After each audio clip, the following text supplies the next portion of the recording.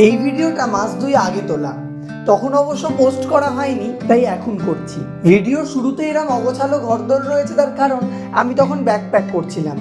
Basically আমরা বন্ধুরা মিলে, মানে ইউনিভার্সিটির বন্ধুরা মিলে ঘুরতে গিয়েছিলাম উত্তরবঙ্গ।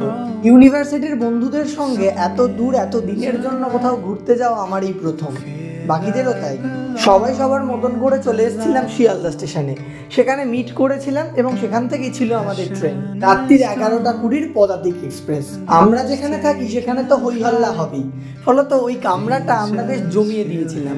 লোকজন রীতিমতো আমাদের দিকে ঘুরে ঘুরে তাকাচ্ছিল। ট্রেন ছাড়তেই শুরু করে দিলাম আমরা আমাদের খাওয়া দাওয়া, কারণ রাত্রিবেলা আমরা কেউ সেভাবে খেয়ে যাইনি।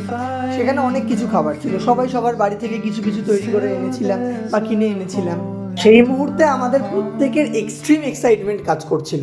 রাতের ট্রেন, তাই তাড়াতাড়ি ঘুমিয়ে পড়তে হয়েছিল। খুব তাড়াতাড়ি আসছি পরের ব্লগ নিয়ে, টাটা।